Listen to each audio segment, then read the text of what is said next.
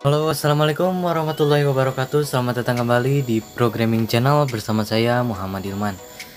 Nah, pada kesempatan kali ini pada seri CSS dasar kita akan belajar mengenal 3 jenis selektor.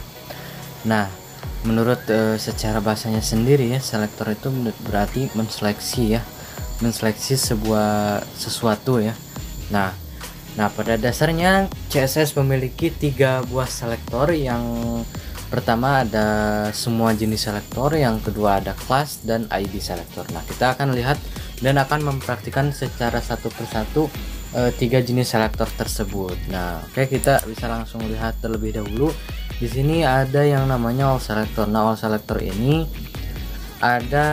di sini ada selektornya yang namanya H1. Nah, untuk all selector itu hanya dituliskan langsung name tagnya saja ya, jadi bisa disebut all tag selector. Nah, ketika ada 2 H1 dalam sebuah halaman HTML, maka bentuknya akan sama dan akan mengerjakan sebuah CSS ini. Nah, sebuah H1 akan memiliki font family ini, size nya ini, colornya ini, dan memiliki padding 2 pixel. Nah, itu apa fungsinya nanti akan kita pelajari nantinya ya.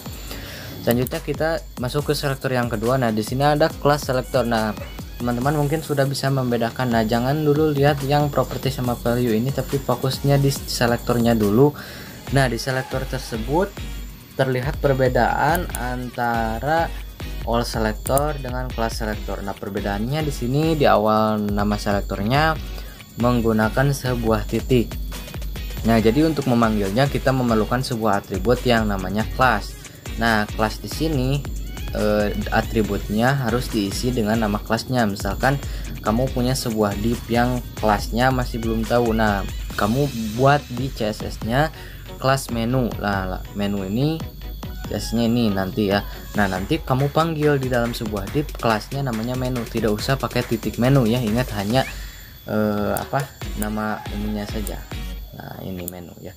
Oke, selanjutnya untuk yang selektor yang ketiga ada ID selektor. Nah, jadi ID selektor ini hanya diterapkan kepada sebuah atribut ID pada elemen HTML atau tag HTML, dan biasanya ini disimpan dalam sebuah div ataupun span dan lain sebagainya. Nah, di sini ada ID selektor itu dipanggilnya dengan sebuah atribut. Atribut tersebut namanya adalah ID. Nah, kalau teman-teman lihat di selektornya di sini setiap selektor dengan ID ditandai dengan sebuah hashtag atau pagar di awal nama selektornya. Nah, lalu untuk memanggilnya menggunakan sebuah ID. Nah, karena hanya teori saja kita tidak akan paham 100%, maka kita akan lanjut dengan codingnya. Oke, saya akan buka aplikasi kode editor saya. Nah, di sini saya sarankan untuk Android menggunakan Acode, dan untuk di laptop bisa menggunakan yang namanya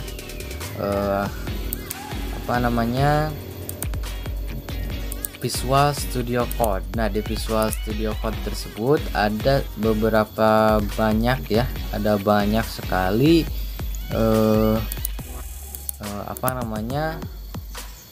tampilan-tampilan dan menu-menu penunjang atau tools. Nah, jadi tools tersebut akan membantu kita dalam pengerjaan dalam pengerjaan coding kita ya. Nah, di sini ini kita bisa atur tema. Nah, di sini kita saya mau ganti dulu tema ya, karena tema yang kemarin rasanya kurang ini ketika direkam ya. Nah, di sini saya akan pakai Nodak saja. Nah, di sini saya sudah siapkan pembelajaran CSS. Nah, di sini ada kelas kotak. Nah, karena di sini kita belum mempelajari secara cara menyambungkan, jadi saya akan mencoba yang inline CSS. Jadi saya buat sebuah style. Oke, setelah saya buat stylenya, nah di sini kita bisa masukkan CSS di sini. Nah, yang pertama itu sebuah selektor. Nah, di sini saya akan buat H1 ini menjadi banyak ya. Saya akan copy paste dulu. Oke, saya punya 2 H1. Nah, kita akan lihat ketika all selector itu bekerja pada semua tag tersebut. Nah, di sini berarti kita akan pakai all selector untuk H1. Lalu saya akan tambahkan ukuran size-nya menjadi 50 pixel agar terlihat sangat besar dan terlihat perbedaannya. Lalu saya akan ketengahkan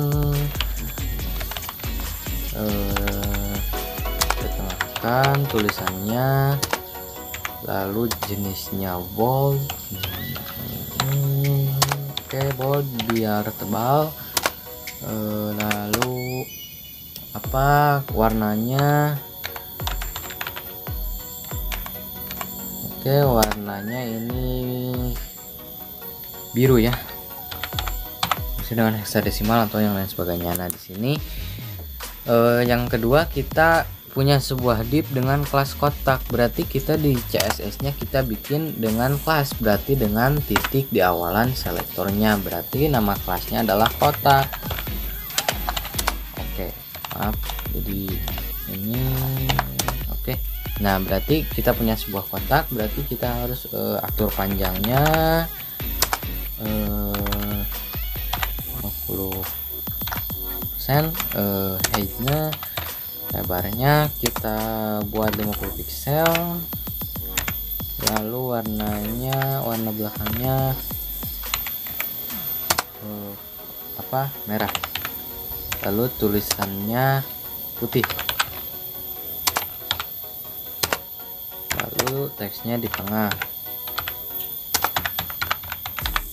Oke, lalu kita buat juga sebuah style yang ini, kita akan copy yang ini, lalu kita, nah di sini kita punya div yang ID-nya test ID. Nah, kita akan coba membuat sebuah selektor dengan nama test ID, berarti di awal selektornya kita harus memakai hashtag, lalu kita tambahkan nama ID selektornya, lalu pastikan yang tadi. Oke, kita punya width-nya 50%, height-nya. Nah, kita ganti background color-nya, misalkan di sini kita akan merubahnya jadi hijau dengan warna saja, lalu saya simpan dan saya akan jalankan pada, nah ingat kalian perlu panggil juga dalam atribut class dan juga dalam atribut ID. Nah, untuk yang all selector kita akan lihat perbedaannya ya. Oke, berarti saya biar rapi saya kasih break line. Oke, kita simpan ulang dan kita jalankan pada browser Chrome. Oke, kita tunggu ya. Nah, sekarang saya akan tampilkan dulu versi desktop. Nah, kita punya sebuah all selector. Nah, lihat ini dibuat dengan heading 1, name tagnya H1, dan ini all selectornya. Oke, nah lihat perbedaannya sama. Nah, ini kita punya sebuah kotak dengan kelas. Nah, ini kotak ini dibuat dengan kelas, sedangkan yang kotak ini dengan ID. Nah, itu sebenarnya sama-sama saja, hanya ID dapat memudahkan kita bermain dengan JavaScript nantinya ya. Oke, mudah-mudahan sampai sini kalian semua paham dengan apa yang saya berikan di awal dan sampai akhir.